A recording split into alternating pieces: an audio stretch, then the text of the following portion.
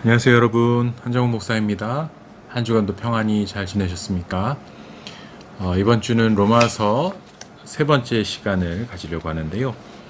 먼저 로마서 4장 본문을 통해서 하나님께서 우리에게 주시는 은혜를 함께 나누고자 합니다. 먼저 1절에 보면은 그런즉 육신으로 우리 조상인 아브라함이 무엇을 얻었다 하리요 라는 단어가 나옵니다. 여기에 그 육신이라는 용어가 등장하죠. 육신이 이제 그리스어로 사르크스라는 건데요. 육신으로 번역되는 그 단어가 있고 육체 혹은 몸으로 번역되는 단어가 있는데 그리스어에는 육신은 이제 사르크스, 그 다음에 육은 소마로 소마를 번역한 것입니다. 영어로는 육신은 flesh, 살덩어리 그런 뜻이고 소마는 body, 즉 그 몸, 뼈와 살과 피와 힘줄과 근육으로 이루어진 그 몸을 가리킨다 이렇게 말할 수 있습니다. 바울이 이제 사르크스라는 용어와 소마라는 용어를 조금 다른 취지로 의미할 때가 많은데 육신은 쉽게 말하면 말 그대로 그 본능적이고 원초적인 살덩어리라고 생각하시면 돼요. 그러니까 아주 원초적인 몸, 원초적인 어떤 욕구, 뭐 먹고 자고 입고 어떤 본능적인 욕구들을 가리킬 때 이 사르크스라는 용어를 주로 쓴다. 그리고 소마는 좀 조직적이고 구체적인 형태를 갖춘 몸 전체를 가리키는 말 그대로 보디, 영어의 바디 그런 의미로 구분해서 좀 쓰입니다. 그래서 교회가 그리스도의 몸이다 할 때는 사르크스라는 용어 대신 보디, 즉 소마라는 용어가 쓰이겠죠. 그래서 조금 이렇게 구분해서 쓸 때 육신이라는 용어는 그렇게 아주 긍정적인 의미보다는 좀 약간 저열하고 본능적인 그런 의미로 주로 쓰인다 이렇게 이해를 하시면 좋겠어요. 그래서 여기 지금 육신으로 우리 조상인 아브라함 이라는 것은 이거는 여기서는 이제 좀 더 구체적으로 말하면 생물학적인 그러니까 우리의 생물학적 조상이 아브라함이죠. 유대인들은. 그래서 이 사람들은 그게 자부심이에요. 내가 육신의 조상이 아브라함이다. 내가 아브라함의 후손이라는 게 굉장히 강력한 자부심의 요소인데 그것을 가지고 자랑하는 자들에게 이것을 그렇게 크게 자랑할 게 아니라는 것을 반박하기 위해서 지금 이 이야기를 전개해 나가고 있는 것입니다. 아브라함이 우리의 조상이라고 하는데 2절에 보면은 아브라함이 행위로 의롭다 하심을 받은 거로 알고 있는데 그렇지 않다라는 것을 지금 논증하려고 합니다. 3절에 보면은 성경이 무엇을 말하느냐? 아브라함이 하나님을 믿음에 그것이 그에게 의로 여겨진 바 되었다. 자, 이게 창세기 15장 3절에 나오는 내용들을 가리키는 것인데 거기 이 구절이 그대로 나와 있습니다. 그래서 아브라함이 하나님을 믿음에 그것이 그에게 의로 여겨짐을 받았다라는 내용. 여러분 이 내용이 어떤 걸 의미하냐면 내년 이맘때 내가 이제 아들이 있으리라라고 하셨을 때 자기가 100세나 되고 살아도 나이가 많아서 아이를 낳을 수 없는 상태에서 그 얘기를 들었단 말이에요. 그런데 그 이야기를 듣고 믿었다라는 거죠. 그래, 하나님께서 하시면 할 수 있지.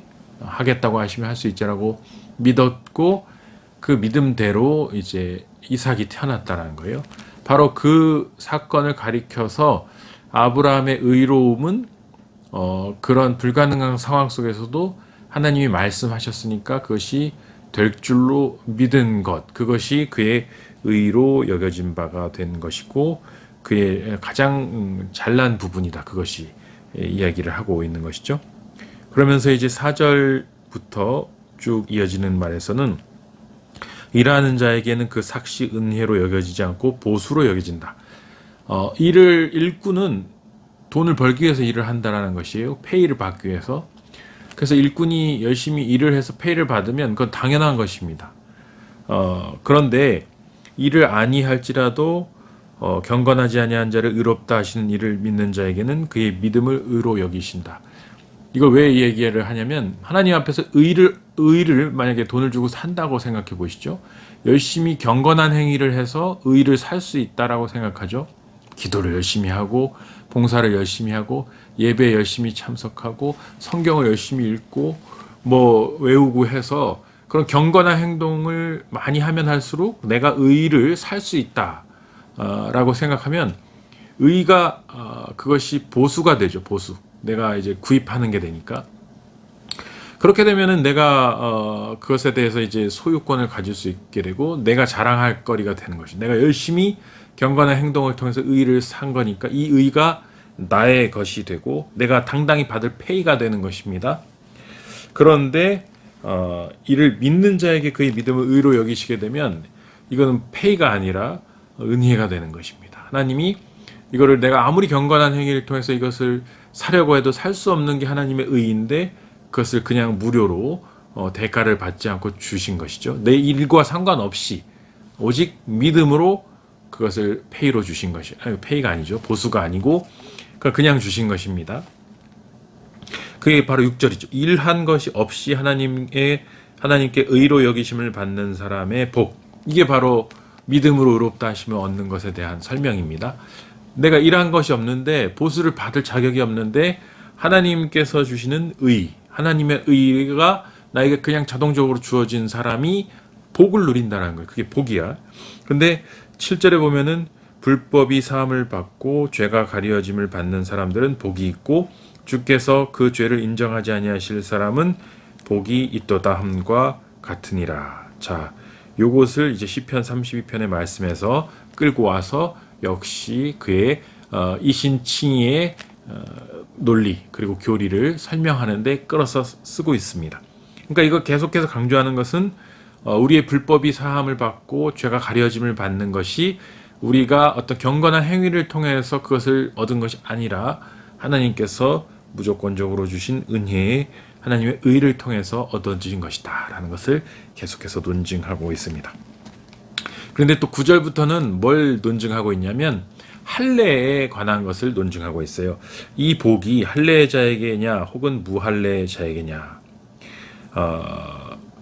이게 할례가 이스라엘 백성을 구별짓는, 특히 남자에게만 하긴 하지만 이스라엘 백성 남자 백성들에게 하나님의 백성이냐 아니냐, 하나님의 언약을 지키냐 안 지키냐를 구분하는 중요한 표가 할례죠.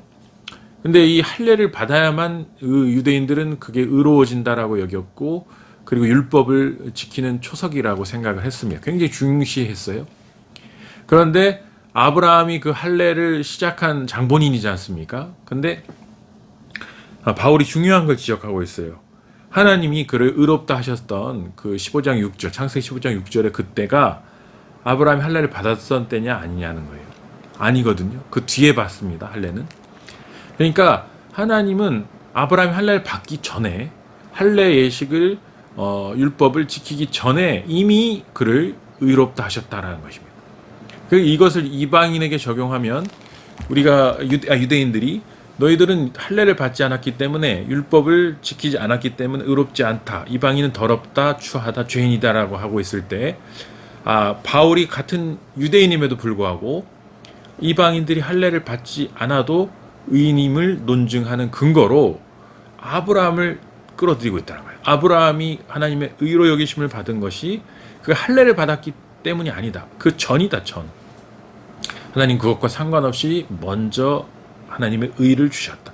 이게 굉장히 중요한 부분입니다. 율법과 은혜가 있는데 율법이 먼저냐 은혜가 먼저냐 해서 바울은 지금 은혜가 먼저라는 것이, 하나님의 의가 먼저고 그 다음에 율법이라는 것입니다. 율법은 그 은혜를 관리 감독하고 잘하나 못하나를 판단하는 어떤 감사의 역할을 하는 것이지 그 은혜를 받고 못 받고를 결정하는 주체가 아니라는 거예요.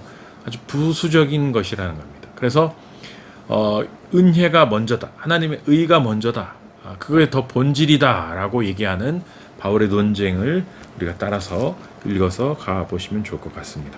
그래서 11절에 보면은 그가 할례의 표를 받은 것은 무할례시의 믿음으로 된 의를 인친 것이다. 무할례, 할례 받기 전에 믿음으로 의를 얻은 것을 인친 것, 도장을 찍은 행위가 바로 할례다. 그러니까 할례는 하나의 리추얼이죠. 리추얼, 예식이에요. 그래서 그 리추얼을 통해서 뭔가 의를 가져온 게 아니라 의가 먼저 오고 그 의가 이루어진 것을 리추얼로 공표한 것이죠. 예를 들면 우리가 결혼식을 했어요. 결혼식을 하고 모두 보는 앞에서 선언도 했어요. 그런데 자, 결혼은 한 건 사실인데 이게 인을 치려면 어떻게 해야 됩니까? 정부 관청에 가서 혼인신고서를 제출해야 되죠. 그래야 국가가 공인하는 정식 국가 시스템에 등록되는 커플이 되는 것입니다. 부부가. 그래서 이제 그 혼인관계 증명서뿐만 아니라 주민등록 등본, 가족관계 증명서에 다 그게 나오죠. 그게 인을 치는 거예요. 그게 바로 할례라는 것입니다. 결혼한 거는 먼저 했고 신고를 나중에 한 것처럼 사실 신고가 중요한 게 아니라는 거예요. 결혼했다라는 사실이 중요하다는 거예요. 그게 더 중요하다. 그게 바로 지금 하나님이 우리를 의롭다 한 게 더 중요한 거지, 그거에 대해서 인을 치는 것은 그 다음 문제다. 이거 오늘날로 말하면 뭡니까? 오늘날로 말하면 할례를 뭘로 가져다가 설명할 수 있죠? 그게 바로 이제 세례죠. 세례. 우리가 예수 그리스도를 믿기로 결단하고 정말 구원의 감격을 받아들이고 사형리를 통해서 내가 예수님 믿기로 받아들이고 영접 기도까지 했어요. 근데 그 예수님을 받아들였는데 세례를 아직 안 받았어요. 그러면 여러분, 그분이 세례 받기 전에 돌아가시면 구원을 받습니까? 못 받습니까? 구원을 받습니다. 왜냐하면 그 믿음으로 고백해서 예수를 그리스도 영접하는 행위 자체가 먼저 구원의 완결 조건이기 때문에. 세례는 무엇이냐? 아까 말한 혼인신고처럼 공식적으로 교회 조직에 내가 그리스도 교인으로서 등록하는 하나의 그 절차란 말이죠. 그 의식이고 예식이고. 그래서 그 세례도 굉장히 중요한 부분이지만 세례가 구원 여부를 가져다 주지 않는단 말이에요. 세례를 못 받았다고 해서 구원받지 못한 게 아니에요. 근데 카톨릭은 옛날에 이제 이런 부분들에 있어서 그 성사라고 하죠. 세크레멘트.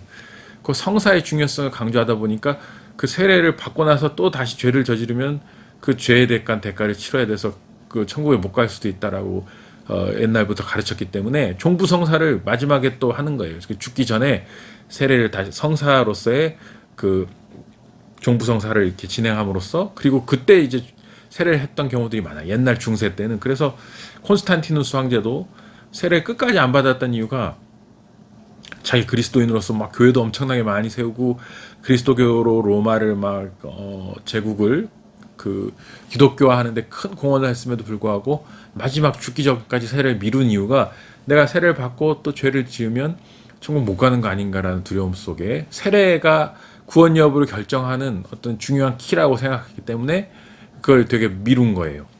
근데 개혁교회, 개신교 신학은 전혀 그렇게 가르치지 않습니다.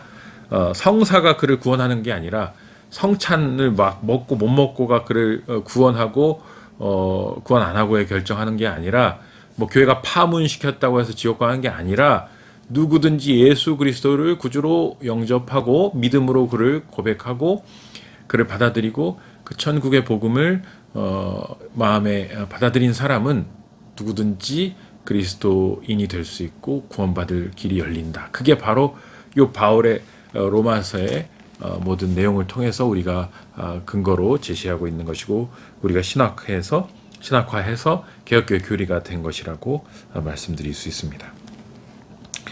자, 그래서 무할례자로서 믿는 모든 자의 조상이 된 게 누굽니까? 아브라함. 그래서 우리랑 생물학적으로 아브라함은 전혀 관련이 없어요. 내 플래시, 즉 사르크스로는 조상이 아니지만 그러나 믿음의 조상이 되는 것입니다. 믿음의 조상. 그래서 또한 할례자의 조상이기도 하고 무할례 시에 가졌던 그 아브라함의 12절 믿음의 자취를 따르는 자들에게도 조상이 된다. 할례자인 유대인의 조상이기도 하지만 무할례자인 이방인, 즉 유대교인이 아닌 사람들이 무할례 시에 아브라함이 했던 믿음의 자취가 뭡니까? 할례 받기 전에 믿음으로 하나님의 약속을 믿음으로 의를 얻었죠. 그런 것처럼 할례 안 받았더라도 유대교 교인이 아니더라도 하나님이 나를 통해서 하실 그 놀라운 믿음의 약속들을 믿으면 그 자체가 의가 된다.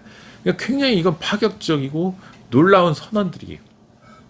아무것도 내가 자격 요건이 없어도 그 예수 그리스도를 듣고 믿으면 그냥 모든 것이 무조건적으로 전적으로 주어진다는 사실이 너무나 놀랍고 너무나 받아들이기가 죄송스러운 거죠. 우리에겐 그런 게 있단 말이에요. 이게 돈을 안 내고 뭐 물건 가져가는 걸 생각 못 하잖아요. 우리가 상점에 가서 뭐 좋은 게 있고 먹고 싶은 게 있어도 돈이 없으면 그걸 하면 도둑질이 되니까 우리 사회화 돼 있어요. 그래서 대가를 치르지 않고 공짜로 뭘 받는 게 꺼림칙하고 그래도 되나? 그리고 이게 언젠가는 뭔가 다시 이거에 대한 책임을 지지 않을까라는 두려움이 있어요. 그리고 대가를 치러야 뭔가 당당하게 얻을 수 있고 당연하게 내게 되는 거라 생각하는데 이 인간의 본성에 너무 역행하는 가르침이거든요. 이 복음의 가르침이.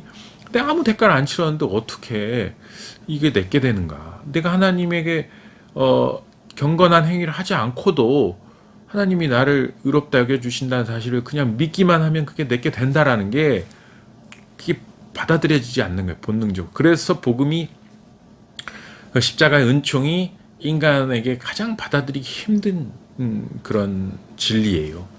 우리가 믿는 사람들은 이게 너무 쉽잖아요. 근데 믿지 않는 사람들에게 이게 너무 어려워요. 어떻게 이게 사실이 되는가? 믿어지지가 않는 것이죠.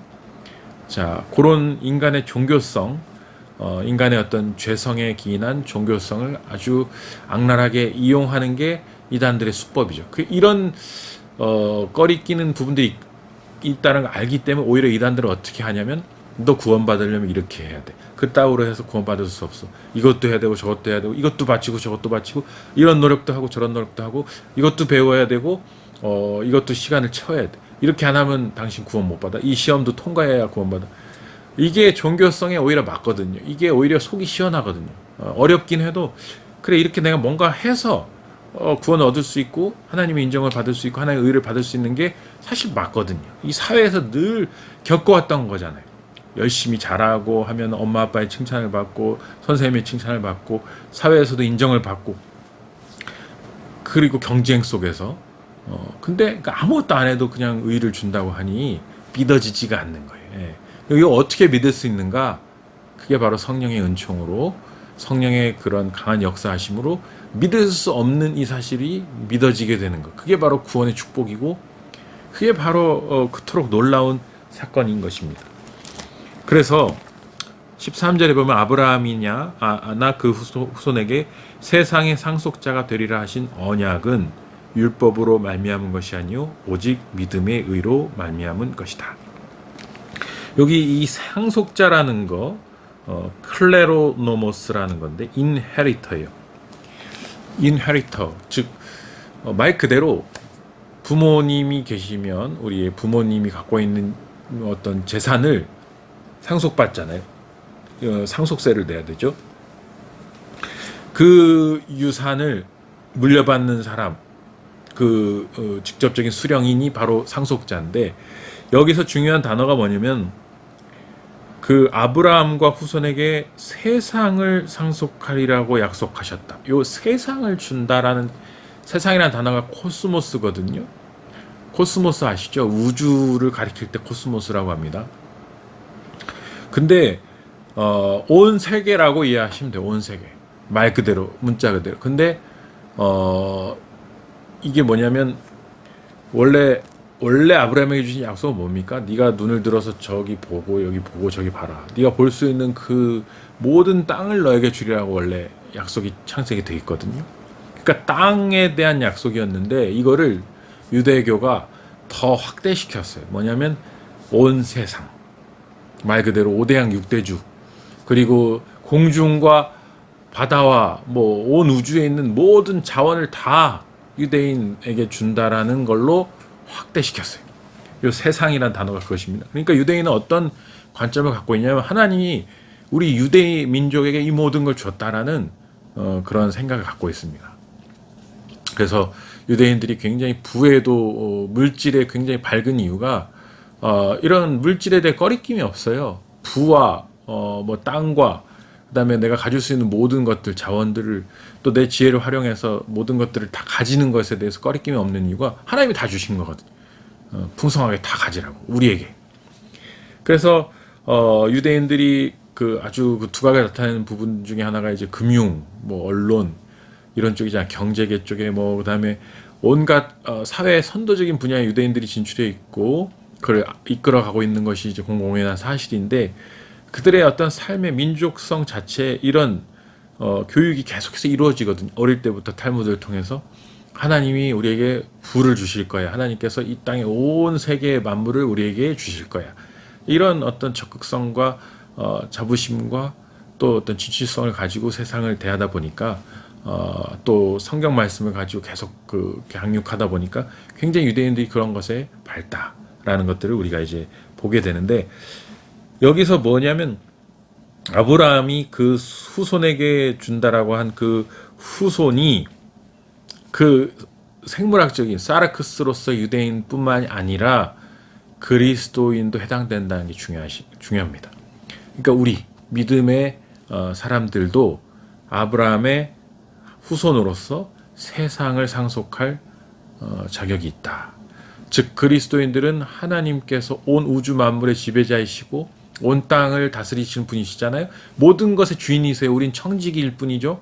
잠깐 맡아서 조금 뭐 크고 작은 차이는 있지만 다 하나님 주신 걸 맡아서 돌보다가 다 하나님께 돌려드릴 것이거든요. 그 청지기 의식이 굉장히 중요한데 자, 그 청지기로서 하나님께서 우리에게 모든 세상의 것들을 상속을 받게 해주신다는 거예요. 우리가 살아가는 동안. 근데 그게 유대인에게만 아니라 믿는 사람들에게도. 그래서 저는 이거를 어떻게 받아들이냐면 우리의 믿음이 좋으면 좋을수록 하나님은 더 많은 것들을 상속해 주신다. 우리가 정말 영적으로 깨어있고 열심히 믿고 믿음으로 경영하고 믿음으로 사업하고 믿음으로 우리의 일터에서 주어진 일들의 최선을 다해 청지기적 삶을 살면 하나님께서 이 물질의 복과 세상이 좋은 것들을 세상의 코스모스의 복들을 주신다. 유대인에게만 주는 게 아니라 우리 믿는 자들에게도 주신다. 이것을 믿고 여러분들이 당당히 그 영적인 하나님의 복과 물질의 복이 연결돼서 주어진다는 것을 믿고 당당히 나는 상속자다. 하나님의 클레로노모스다라는 당당함을 가지고 주님 앞에 나아가면 좋겠어요. 그래서 상속자가 아닌 사람들은 부잣집에 갔을 때 그냥 멀거니 멀뚱멀뚱 부러워서 보고 이거 참 좋겠다 갖고 싶다 이러지만 상속자는 어떻게 되면 이거 다 내 거예요 이거. 그런 당당함이 있어요. 그래서 우리가 당당한 상속자로서의 삶을 세상 속에서 살아가시면 좋겠다. 그래서 14절부터는 그거예요. 만일 율법에 속한 자들만 상속자면 믿음은 헛것이 되고 약속은 파기되지 않겠냐. 그렇죠? 유대인들만 상속자면 뭐 하러 믿냐 그 얘기예요. 율법은 진노를 이루게 하나니 율법 없는 곳에는 범법도 없다. 율법은 그냥 혼내는 거라는 것입니다. 죄에 대해서 판결하고 또 범법에 대해서 지적하는 게 율법의 역할이라는 것이죠. 그러므로 상속자가 되는 그것이 은혜에 속하기 위해 믿음으로 된다. 믿음으로 상속자가 될 수 있다. 이는 그 약속을 그 모든 후손에게 굳게 하려 하심이라. 율법에 속한 자뿐만 아니라 아브라함의 믿음에 속한 자에게도 그러하니 아브라함은 모든 우리 믿는 자의 조상이다. 이제 이해가 되시죠? 아브라함이 왜 내 조상이 되는가? 믿음으로 그 하나님의 의를 이루고 하나님의 세상의 복을 선취하고 그것을 가질 수 있는 상속자라는 것을 믿어야 된다는 거예요. 그럴 때 믿는 자의 조상으로서 아브라함도 내 조상이 되는 것이고 아브라함이 누린 그 상속자의 복도 다 내 것이 된다는 거예요. 여러분 이거를 구체적으로 믿으세요. 그리고 이거에 근거해서 기도하세요. 나는 하나님의 상속자입니다. 아브라함의 상속자입니다. 아브라함에게 주신다고 약속하신 이 세상 모든 것들을 나에게도 주십시오. 내가 청지기적으로 잘 관리하고 이것을 잘 선용해서 하나님을 기쁘시게 하는 일에 잘 사용하겠습니다. 저요. 그래서 하나님의 칭찬을 듣고 싶고 하나님께서 기뻐하시는 사람이 되고 싶습니다. 그러니까 저에게 상속을 해주십시오. 이렇게 구체적으로 간구할 근거가 여기에 지금 있다. 그리고 17절 내가 너를 많은 민족의 조상으로 세웠다 하신과 같이 그가 믿은 바 하나님의 는 죽은 자를 살리시며 없는 것을 있는 것으로 부르시는 이다. 이 17절 굉장히 멋있는 말이에요. 이 뒷부분 죽은 자를 살리는 거 우리가 알고 있는데 없는 것을 있는 것으로 부르신다. 이게 굉장히 멋있어요. calls into existence that things that the things that do not exist. 영어 그대로 보면 부른다는 것은 이제 소환한다는 것이고 뭔가 지금 사건을 발생한다는 뜻도 있어요. 그러니까 지금 존재하지 않는 것을 존재하게 그렇게 만드는 것, 무에서 유를 만드는 것을 말합니다. 없는 것을 있는 것으로 발생하게 한다. 이게 바로 창조 아니었습니까? 텅 빈 아무것도 없는 혼돈만 가득하던 그 태초에 하나님께서 말씀으로 지으셨죠. 이 세상 만물을. 그게 바로 없었던 것을 do not exist 하던 것을 existence로, 존재로 바꾸신 거예요. 여러분이 이걸 믿는다면, 이걸 진짜 무슨 말인지 알고 믿으신다면 우리에게는 두려울 것도 없고 불가능한 거 없어요. 하나님은 우린 부족함 때문에 늘 쩔쩔매는데 그거를 바꾸셔서 그것을 풍성함으로 얼마든지 바꾸실 수 있는 분이에요. 돌을 변하여 떡이 되게 하실 수 있는 분이고, 물이 변하여 포도주가 되게 하실 수 있는 분이세요. 그러니까 죽음을 생명으로 바꿀 수 있는 것이죠. 없음을 있음으로. 이보다 놀라운 능력이 어디 있습니까? 이보다 놀라운 창조주 하나님이 어디 계십니까? 아무것도 없던 것을, 모든 것을 있게 만들었잖아요. 우주, 빅뱅, 우리 모든 과학자들이 얘기하는 그 빅뱅, 아무것도 없던 태초의 그 첫 순간에 갑자기 어마어마한 폭발이 일어나면서 모든 게 있음으로 됐잖아요. 아무것도 없던 상태에서 모든 이그지스턴스가 생겨버린 그 놀라운 사건, 과학자들도 인정하는 거지 않습니까? 근데 그거를 누가 일으켰냔 말입니다. 그게 바로 없는 것을 있는 것으로 만드신, 소환하신, calls into, 불러내신 분이 바로 하나님이시고, 그 하나님이시기 때문에 없는 것이 뭡니까? 죄인. 의가 없어요. 우리는 의라고는 하나도 찾아볼 수 없어요. 죄로 부패해 있어. 근데 그 없는 것을 있는 것으로, 의인으로. 내가 의가 없지만 너가 의로, 내 의로 너를 채움으로써 나를 의인으로 만드는 것. 이게 바로 무로부터 유를 창조하듯이 없는 의를 있는 의로 바꿔버리시는 거예요. 왜냐하면 그걸 사랑하시기 때문에. 사랑이 중요합니다. 하나님이 세상을 왜 창조했습니까? 심심해서? 갖고 놀 게 없어서? 그게 아니고 사랑해서. 세상에 존재하는 모든 만물들을 사랑하시고, 그리고 특별히 당신을 닮아서 창조하신 인간을 사랑하셔서, 너무너무 사랑하셔서 만드시고 함께 에덴 동산에서 거하셨죠. 그 사랑의 공동체, 함께하는 그 기쁨 때문에 하나님께서 우리를 만드셨거든요. 근데 그 하나님께서 세상을 만드신 것처럼, 사랑하셔서 만드신 것처럼, 하나님께서 죄인인 우리를 위해서 왜 예수님을 죽이셨습니까? 죄인인 우리를 위해서 왜 죽으셨습니까? 사랑하기 때문에. 사랑하기 때문에 얘네들을 죽음으로, 지옥으로 보내지 않기 위해서는 우리에게 의를 줘야 되거든요. 의가 없으니까. 근데 왜 의를 주고 싶어 합니까? 사랑하니까. 사랑하니까 나를 죽여서라도, 내 아들을 죽여서라도 그 내 의를 나눠주신 거예요. 그래서 그 의를 옷 입혀서 천국으로 데려가시는 것이죠. 이게 얼마나 놀라운 사실입니까? 사랑으로 창조하시고 사랑으로 의롭다 하신 것입니다. 근데 이 사랑을 모르면 인간은 그걸 못 믿는 거죠. 사랑한다는 걸. 그래서 내가 뭐 잘한 것도 없는데 왜 나를 의롭다 하시는 거예요? 나는 뭐 경건하지 않은데 왜 나를 의롭다 합니까? 나 못 믿겠다고. 사랑이 아니라 비즈니스를 하려고 그래요. 돈 줄 테니까 의를 달라고. 내가 돈 낼 테니까 천국에 보내달라고. 이게 하나님의 입장에서 그게 돈이 무슨 필요가 있습니까? 하나님이 뭐 우리가 갖고 있는 거가 뭐가 필요했어요? 다 만드신 분이. 하나님은 그런 게 중요한 게 아니라 네가 날 사랑하는 게 중요한 거거든요. 내가 너를 사랑한다는 걸 받아주기를 바라시는 거고. 그 사랑이 모든 성경의 인류 역사와 십자가를 이해하는 키워드는 하나님은 사랑이시다.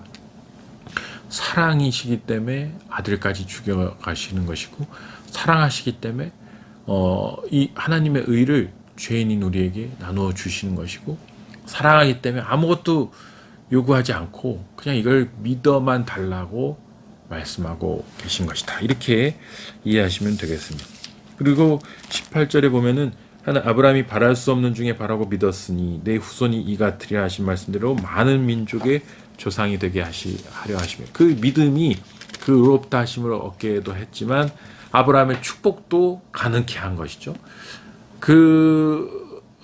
아이를 낳을 수 없는 상태에서 하나님을 믿고 아멘으로 했을 때 정말 많은 민족의 조상이 됐고 온 세상의 부와 모든 물질과 좋은 것들을 유산으로 받아서 누리는 그런 축복을 누리게 됐죠. 그런 또 선조가 됐어요. 이게 믿음의 세계라는 것은 정말 놀라운 것입니다. 영적인 세계는 추상적인 세계가 아니라 이 현실보다 더 현실적인 리얼한 세계고 실질적인 세계고 이그지스턴스의 세계, 영의 세계는 실존하고 있다. 그것을 기억하시면 좋겠어요.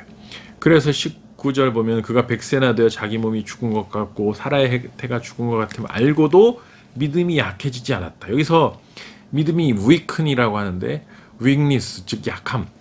믿음이 그럼 강한 믿음도 있고 약한 믿음도 있다는 얘기인데 그렇죠?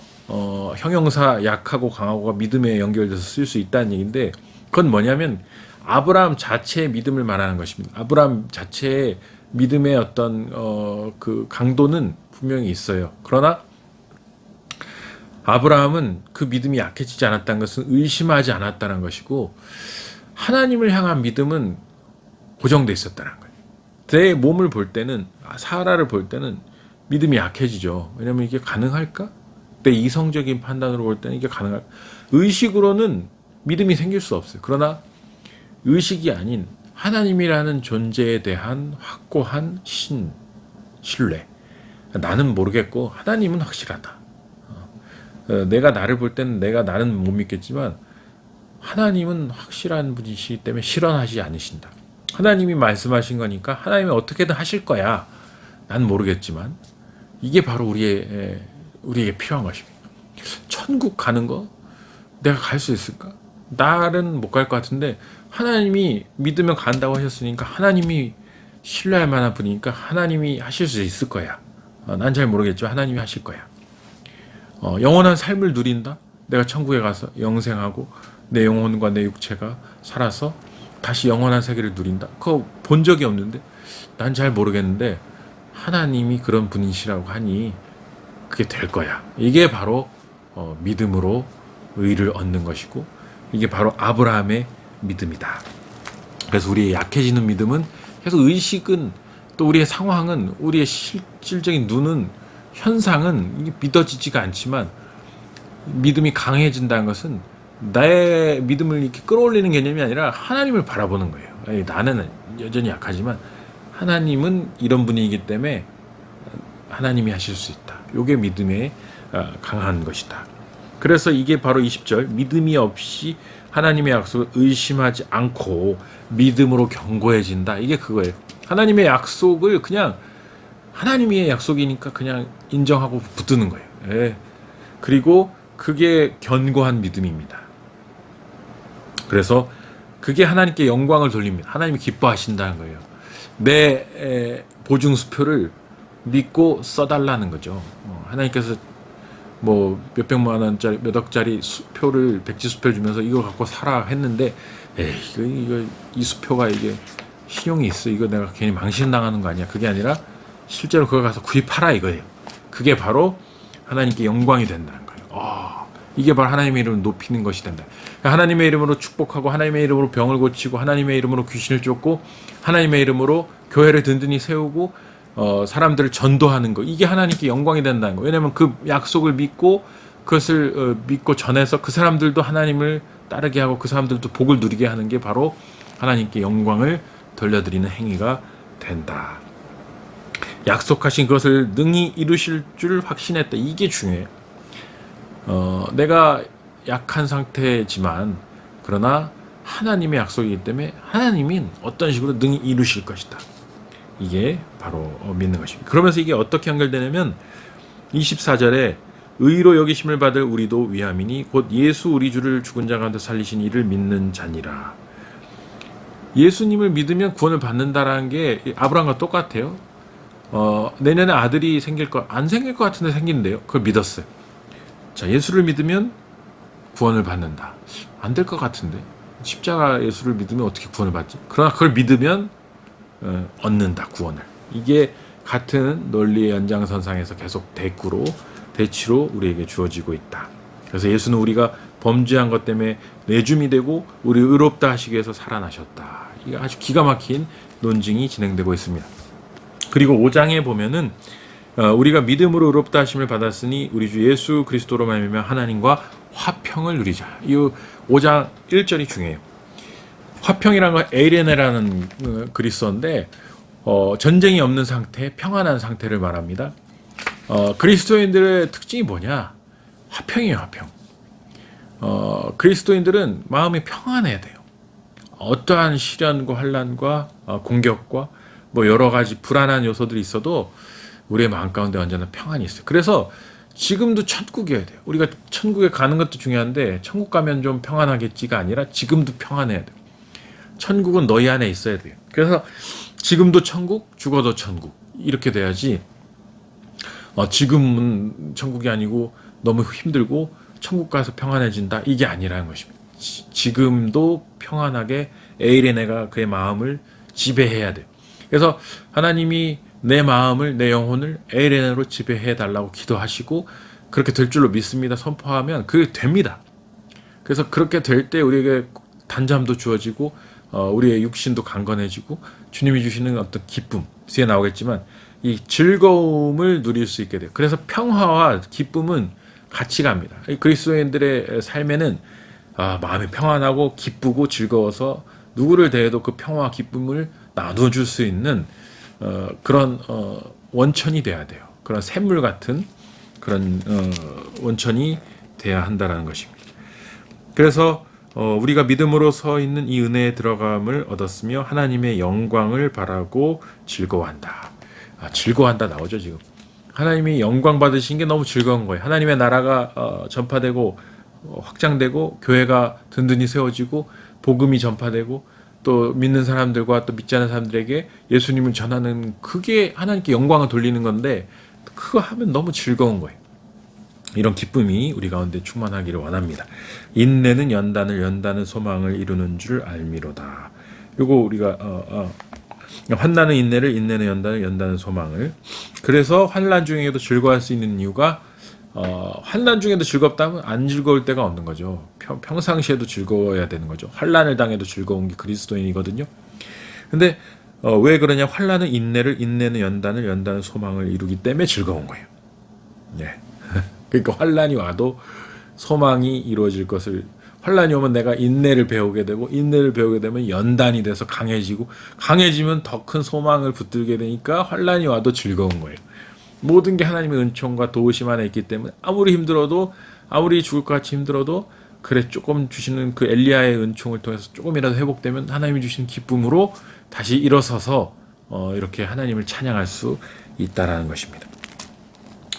소망이 5절 우리를 부끄럽게 하지 아니함은 우리에게 주신 성령으로 말미암아 하나님의 사랑이 우리 마음에 부음받으 하나님의 사랑이 우리 마음에 부음받는다. 그래서 성령의 충만함으로 하나님의 사랑을 부어주심으로 말미암아 우리가 즐거워요. 우리가 환난 중에도 즐겁고 기쁘고 감사해요. 평화로다 하늘 위에서 내려오네. 그 놀라운 에이레네가 우리의 마음을 지배할 때 우리는 환난 중에도 하나님의 사랑을 느낌으로 말미암아 위로와 평안 가운데 거할 수 있게 된다라는 것입니다. 그래서 또 6절부터 11절까지의 핵심은 우리가 연약할 때 6절에 연약할 때 그리스도께서 경건하지 않은 자를 위해 죽었다는 거예요. 8절에 우리가 아직 죄인 되었을 때 그리스도께서 우리를 위해서 죽으셨다. 우리가 잘나서 뭐 자격이 있어서 죽은 게 아니라 죄인일 때 돌아가셨다. 우리가 그토록 큰 죄를 저지른 악한 죄인임에도 불구하고 돌아가요. 그 말은 뭡니까? 자격 없는 우리를 위해 죽으셨다는 것은 그만큼 우리를 사랑하시고 우리에게 은혜를 주신 것이다. 우리는 자랑할 것이 없다. 이 얘기를 하는 것입니다. 그리고 10절에 보면 화목하게 되셨은즉 화목하게 된 자로서 더욱 그의 살아나심을 말미암아 구원을 얻을 것이다. 우리가 그 부활로 그 십자가의 은총으로 말미암아 구원을 얻었고 화목제물로 바쳐지 앞에 나왔죠. 그 예수 그리스도의 사랑으로 우리가 그 자격을 얻었다. 11절 우리로 화목하게 하신 우리 주 예수 그리스도로 말미암아 하나님 안에서 또한 즐거워하고 있습니다. 자, 요게 우리가 오늘 볼 본문인데 어쨌든 여기까지 할 텐데 그리스도 안에서 우리가 붙들어야 될 것은 십자가의 은총으로 인해서 자격 없는 죄인에게 구원이라는 선물이 주어졌고 그 선물을 받은 우리는 어떤 태도로 삶에 임해야 되냐? 나는 상속자로서 모든 것을 가진 상속자로서 당당하게 세상에 맞서야 되고 구해야 되고 아버지께 내가 모든 것을 상속해 주신 아버지께 당당히 구해야 되고 또 환난을 당한다 할지라도 즐거워하면서 그 평화와 기쁨과 즐거움으로 세상 속에 당당하게 주님의 자녀로서 살아가라는 것입니다.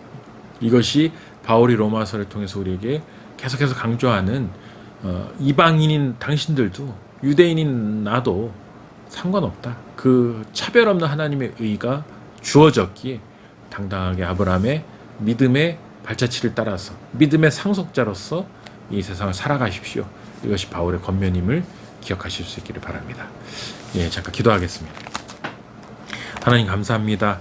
우리가 하나님이 주신 그 모든 귀한 세상을 유업으로 받은 자로서 당당하게 믿음의 상속자로서 하나님 정말 약한 믿음이 아니라 강한 믿음으로 견고한 믿음으로 주님의 약속을 붙들고 이 세상을 살아갈 수 있도록 축복하여 주시옵소서.